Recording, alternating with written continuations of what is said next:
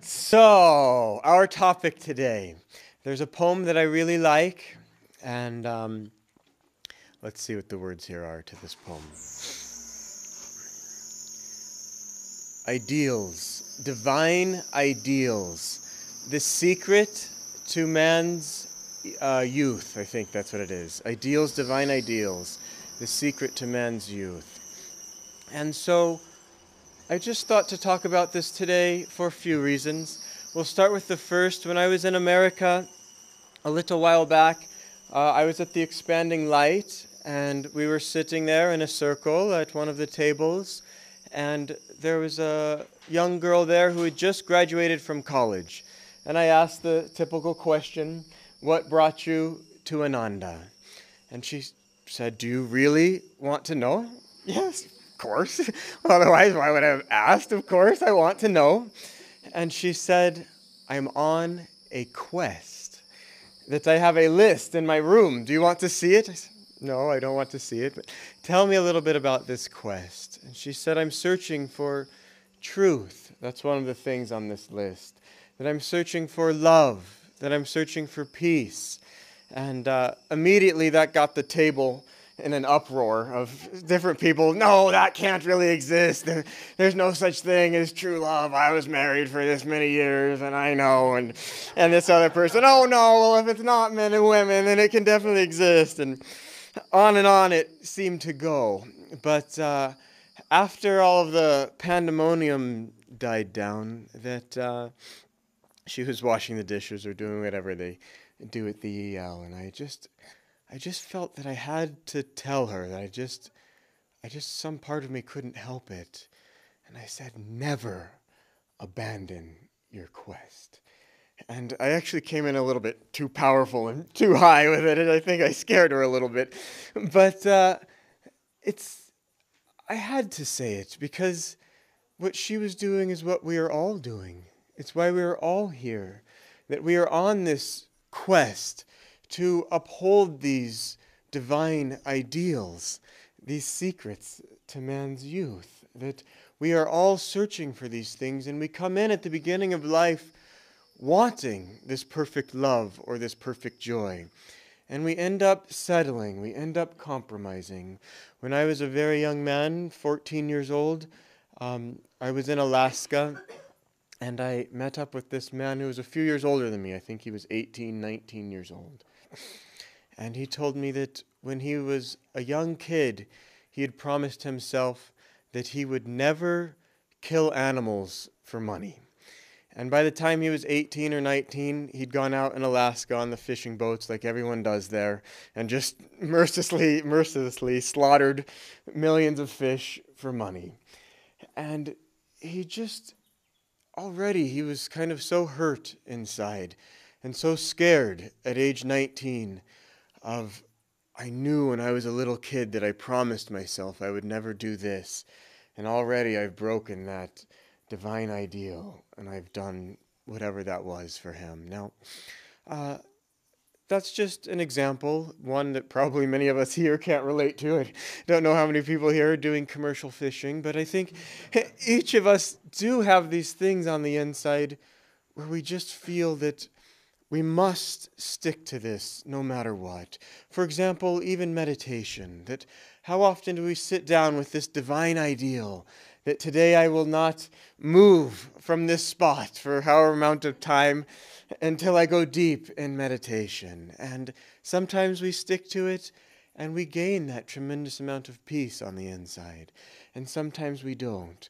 But the more that we can stick to it, the more that we find a strength coming within us.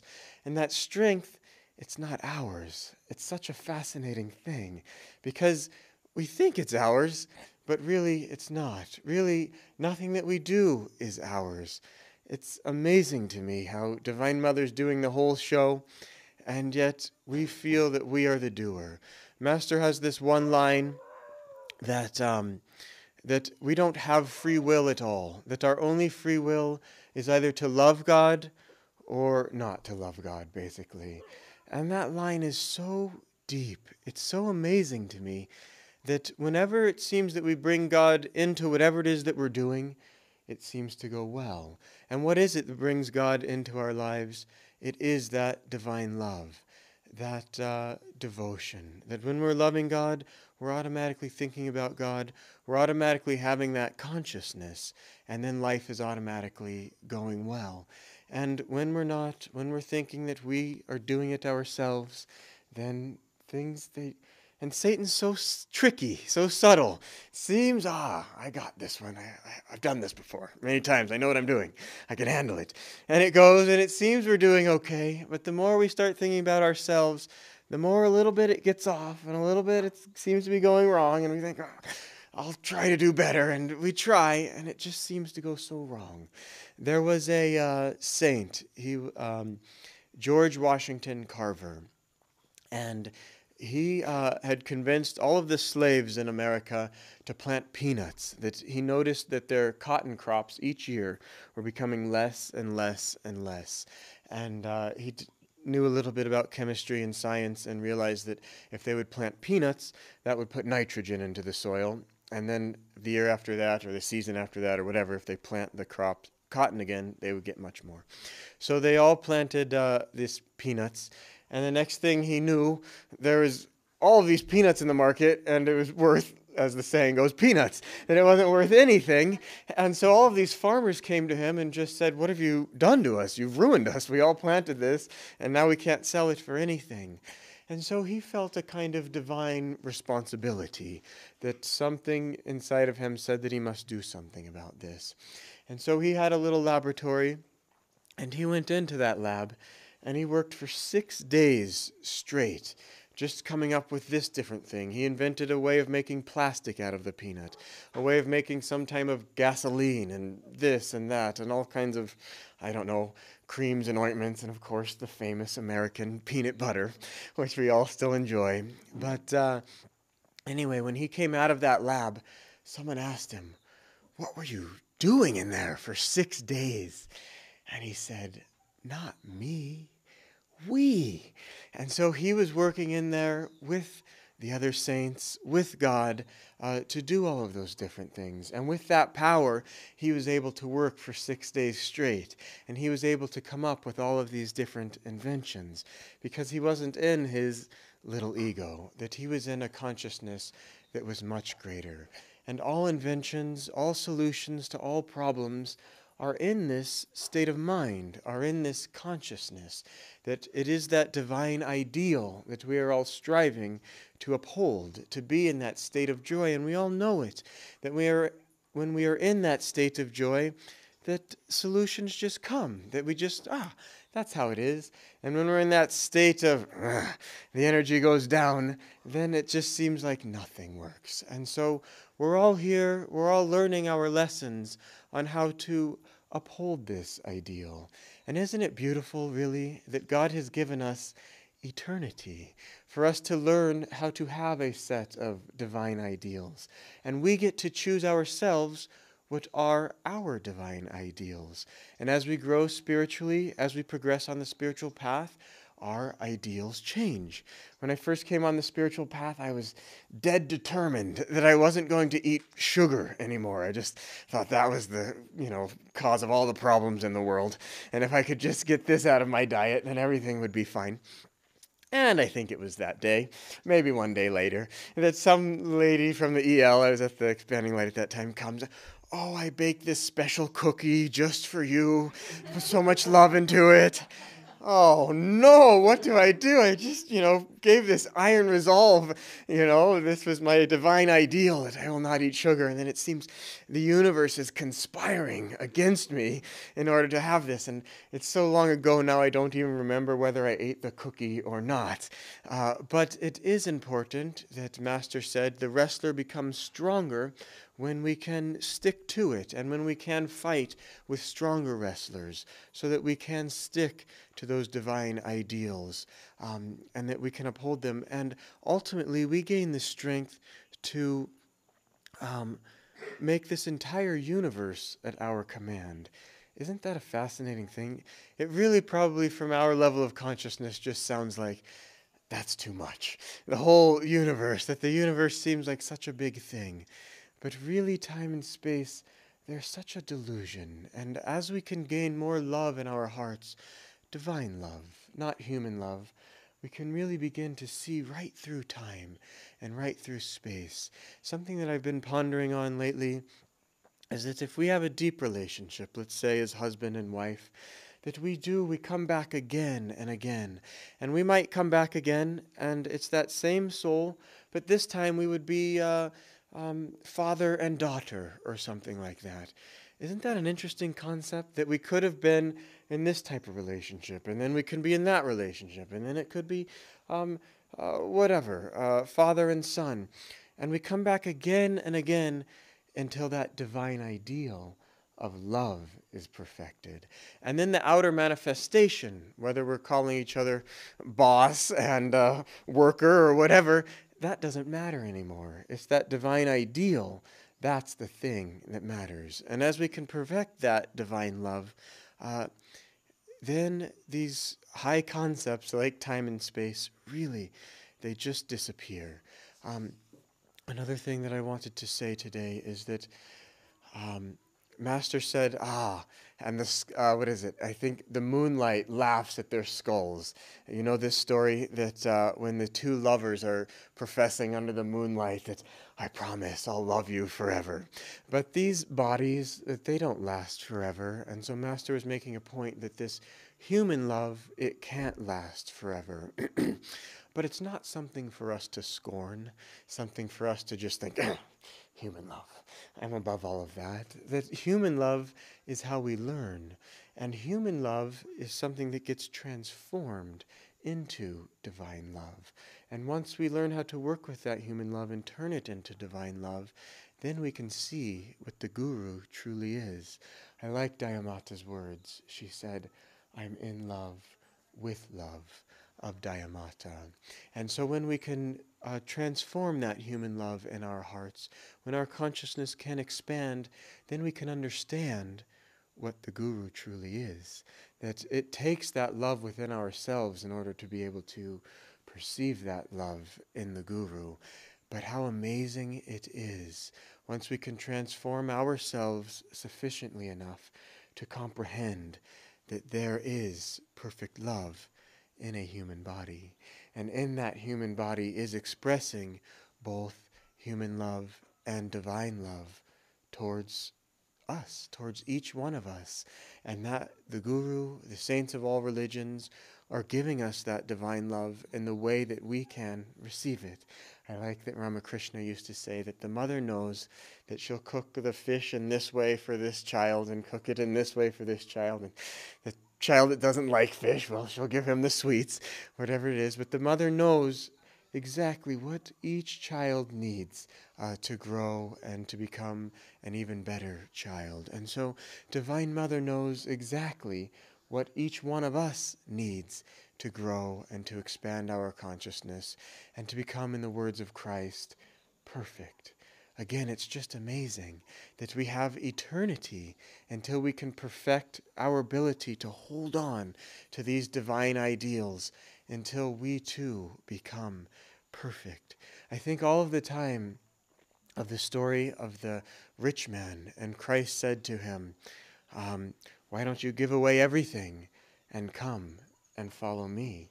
And that Christ would show him the kingdom of God, that Christ would show him this infinite love that we've been talking about. And that man thought, no, I can't do that. That's too much for me. I don't know that this is true at all, and it's probably not, but I just wonder that when Saint Anthony of the Desert, when he even read in the Bible about that man, when Christ said, give away everything and follow me, that he read those lines and he gave away everything and he immediately went off into the desert to follow Christ. It just makes me wonder, could he have been that man in the past incarnation? And then realize that once we leave these little bodies and we get that divine perspective and can see all of our different incarnations, and we see there was Christ. Not so much the man, but the consciousness, again, of God, of perfect love in the body, asking me to take that step of faith that he knew I was ready to take, that I could take that. And yet, we see, I blew it. But it's okay, because we do have eternity. But the soul knows. The soul holds on to all of these different experiences for eternity until we become eternal in and of itself, until we become that divine love that embraces eternity. And on the flip side of this eternity is Master's words, anguishing monotony. That I've met several people in this lifetime who have enough money to buy anything, to buy everything, but you can't buy divine love. You can't buy happiness. And my, how do people try? They try to buy this thing and that thing, and when the, kind of glitter and glamour's wearing off, they show it to all their friends and convince them, look at this thing that I bought, isn't it great? Oh yeah, wow. All their friends are happy, and they try to grasp on to that joy that they had when they first bought that thing. But that thing can never give this happiness. And I would much rather have what I see in the people at Ananda, what they have in their eyes. Many of us, if we had to declare on a census form or something how much money we're making, we'd probably be all saying that we're in poverty. But when we look in the eyes, that's the joy. That's the joy that money can't buy. That's what we're after. And that's what we come back again and again. And it does sometimes assume that anguishing monotony, to where we just feel like that musk deer, where we're just running around, just looking everywhere, just, it must be here or this or that. And by this time of all of these incarnations, we've gotten up a lot of energy.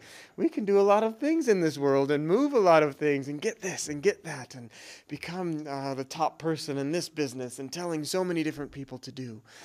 And yet, none of it works.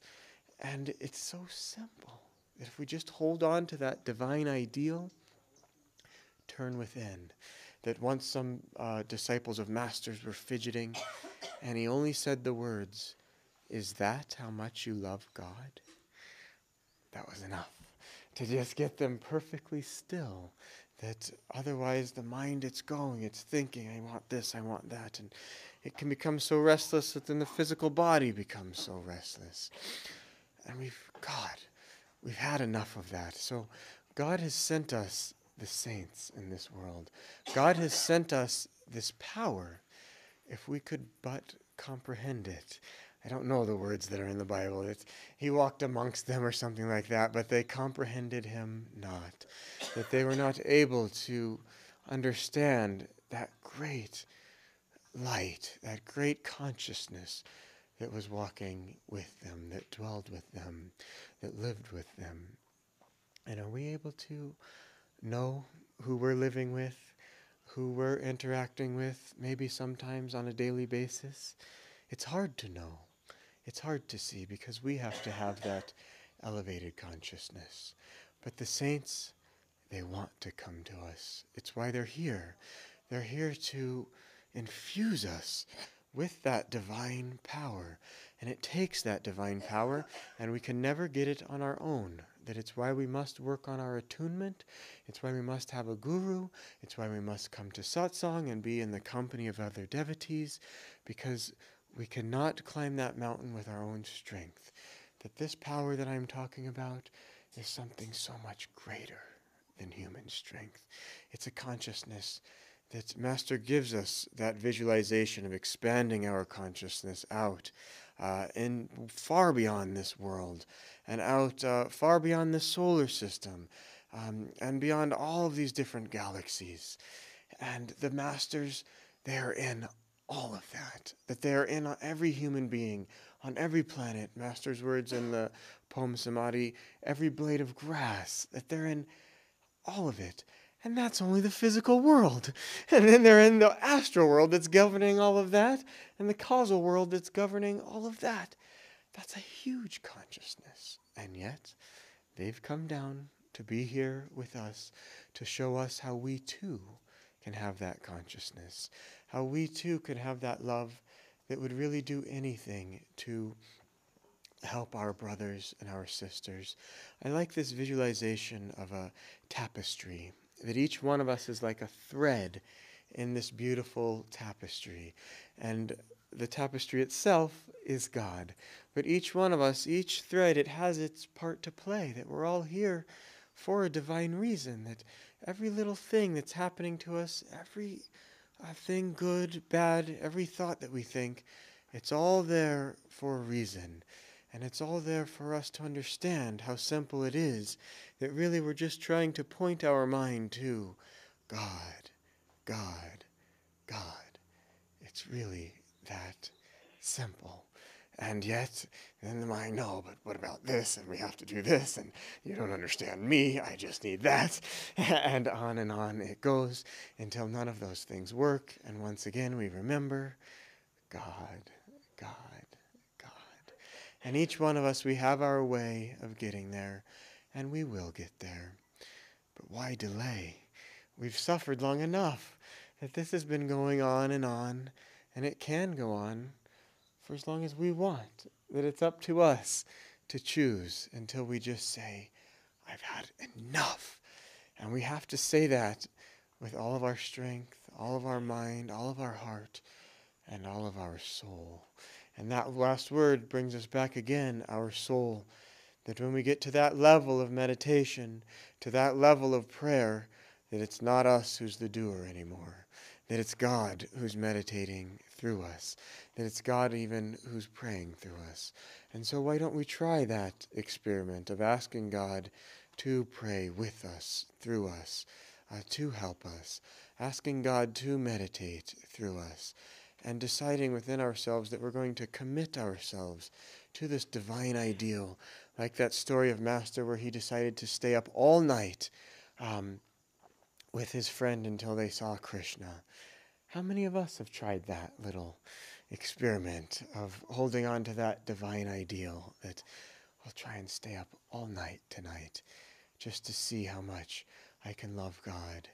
We don't get that many days on this planet Earth, that we're here, and by the time we go through all the childhood and figuring out what we really want again, that it's very, very few days. And we think, in the future, I'll try that staying up experiment. That's for the other guys. And before we know, it's over. And we come back again. And we have to go through, I don't know what it's called here in India, but junior high school all over again. And that's just tough enough. That in and of itself, I think, is enough for us to just say, okay, Jivan Mukta, this lifetime, that I'm going to do everything I can that's in my willpower to get free in this lifetime. That really, that it's been enough. And so let's conduct a few secret, silent experiments for ourselves, that we know which part of ourself needs work, and we know which experiments we need to do. I'm not urging for us to jump off of the divine cliff, that there's some things that are just too big for us, that we're just not ready to deal with those things yet. And we don't have to. We can just deal with the things that we are ready to deal with. I like the story in the autobiography of a yogi where Master's asking Sri Yukteswar to tell him a little bit about himself. And Sri Yukteswar tells the story of his mother telling him that there's a ghost in the closet. And Sri Yukteswar immediately runs, where? There's no ghost there. That Sri Yukteswar had that courage, that, again, coming back to the topic of divine ideals, that Master described him as stronger than thunder where principles were at stake, and softer than a flower where kindness was concerned. And so Sri Yukteswar had that courage. Whatever it was that he feared, to just open that door and just look that right in the face. We too, we must have that courage, that we are made in the image and likeness of God, that we have an infinite amount of power flowing within us. So why do we fear death? Why do we fear, I don't have enough money in the bank today? Or why do we fear, I might not get to eat today, or whatever it is? Look that right in the face, that you're a child of God, that you have an infinite power flowing within you. And as soon as you look at whatever that little thing is, that's just beating you up like a little bully, and you just look at it and take Sri Yukteswar's words. Be like a divine lion. Don't let the frogs of weakness kick you around. It's a beautiful image that you're a divine lion. Just whack that little frog right out of there. Don't let that little guy tell you what to do. But how often do these little subconscious fears, they come in and say, oh, don't try, no, don't do that. You might die. You won't die. That's exactly what Master says. Stay up all night. Get a little less sleep. You won't die. And anyways, then he goes on to say, die. Die if you have to know that it's God's power alone that's supporting you and not all of these little things. Okay, those are forceful words, but don't be afraid of it. How many times have you died already? Millions. Countless times. 8 million just to get to the human life. And God knows how many times this has been going on. And we've all heard these words that say, if you only knew how much God loves you, you would die for joy. My understanding of that is, if we can really gain that true love for God, and we don't know what God is, don't know how to visualize God. That's why God gives us a guru. We can visualize Him. I love this. I am He. I am He. I can visualize Master. I can visualize the saints of all religions. I can over and over in my mind say, I am He. I am He. So much that then that little ego, we can command it with all our force and tell it to get out. And so that we can love, I am He. I am He. We can love that guru so much, that so much divine love develops in the heart, that literally we go into this Sabikalpa Samadhi and we die for joy. We die for that divine love, that literally the breath stops, that the heart stops beating, because we have given everything that we are to God. And yoga is so beautiful. Really, the distance is right from here to here. We're just taking all of our energy and going like that. That Lahiri Mahashaya had a technique of gathering all of our energy there. And really, this who am I? It's a fascinating thing. As you start stripping away these little definitions of ego and realizing you're not this little body at all. Start realizing you are this vast, infinite cosmos, and even much more than that. And then realizing that it's your job to gather all of that in one point and cast it into that fire of wisdom. And in that, everything stops. All time, all space. You've given it all back. I was just at a Kriya initiation in Bangalore. One of the new Kriyabans seemed to think, I've been working for this for a year. What is this technique? Huffing and puffing you're having me do here? I came here to learn something grand. What is this? And yet we come to find that if we practice even a little bit of this, inward religion, even a little bit of this, will free us from dire fears and colossal sufferings. And if we learn how to withdraw our energy and move much more than just that breath, but move that energy, that grand things can happen. That I've been working in the lab there a little bit, and I've been studying how you can take just a little bit of energy and move a tremendous magnetic field. And you can move that magnetic field wherever you want, just with a little bit of energy. And we can learn how to do that with Kriya Yoga. And we can learn how to move worlds and galaxies with the little pranayam. Control the little pranayam. Become all-pervading pranayam. So these techniques that the Guru gives us, that if we can do them with concentration, if we can do them with devotion, with God's love and God's grace and God's power, that we can do so much, that we can become so powerful. But we don't want power for its sake, that it's not going to bring us that happiness either. That whatever we gain on the spiritual path, immediately give it back. Give it back. Just keep casting everything into that fire of divine love. And this will become a process that's going on and on throughout the day. That Jyotish one time had some mantra going. I don't remember what it was, Sri Ram or something. And he was chanting it all day long, mentally keeping his attention here at the spiritual eye, mentally chanting that. And then when he fell asleep at night, he could feel that power going on throughout the night. And when he woke up in the morning, that was still going on and going on. And so that's the divine ideal, and that's the secret treasure of man's youth, is that love for God, that ability to hold on to God, even when God's slapping us here and there and it's looking just terrible. Know that those tests too, that they come from Divine Mother, that she's just testing us. And why shouldn't she test us?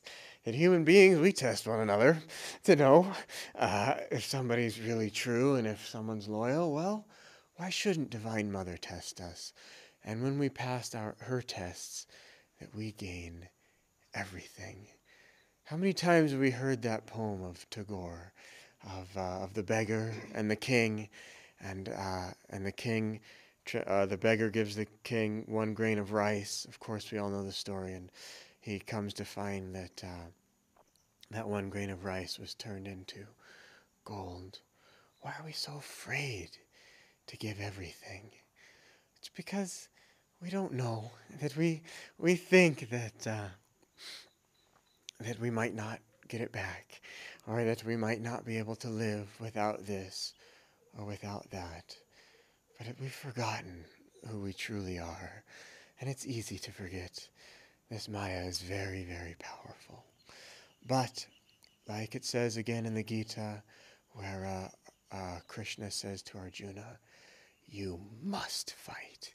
He says it's your nature as a Kshatriya.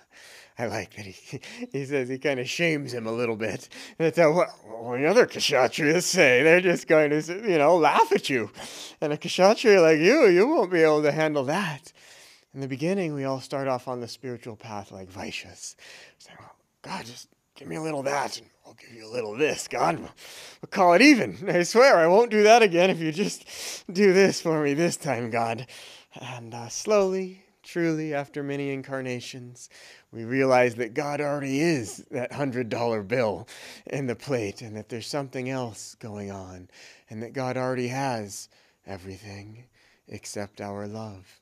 And then we begin to become Kshatriyas, true Kshatriyas. And it's no longer this thing of, God, I give you this, you give me that. But it's because it's our duty, that we know it's our highest duty to constantly be fighting the mental war, constantly be keeping our mind on God, God, God, and not letting anything from this powerful Maya disturb that inner battle that's going on. And if we can do that, even a little bit of that, of keeping our mind on God, just a little bit here and there, that in and of itself, it gains a power, like a whirlpool. And that whirlpool, it can take us down, or it can take us up.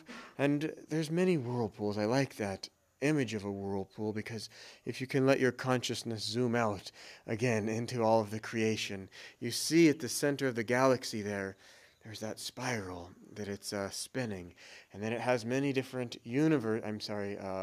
solar systems outside of that, and everything's spinning. That there's all of these universes, and they're all spinning, and they're all really spinning right inside us. That you can zoom out very big, or you can zoom in and realize that there's worlds and galaxies and planets, all these little atoms all spinning right inside of you. And if you can go to your very center and understand via magnetism what it is that makes the whole thing spin, and with Kriya Yoga, if you can stop that from spinning, if, as Ananda Ma used to urge her disciples, just chant mentally, God, God, God, and watch all of this creation just disappear with that one mantra, what joy comes. We have no idea what joy comes. We know a little bit of joy comes, and that's enough to keep us going, but we must go on till the very end. That Master's words were that those who go on until the end, I forget his exact words. Can somebody help me? It's not because you're just, circumstances dictate that, oh, I'm going on till the end, here I am, but because you really want to with all of your heart. That those who go on to the very end, that I or one of the other masters will be there to greet you on the other side. And it seems we need to go on to the very end in our meditation, right here, right now, diving ever deeper and ever deeper until we realize that the masters are here with us for eternity, that they can never be not with us, that they're always with us, that it's we who run away with our fears and with our subconscious tendencies. But we're gaining stronger and stronger. We're becoming more and more powerful day by day. And we'll keep up our Kriya Yoga practice, and we'll keep going for the light, for God, together with that power.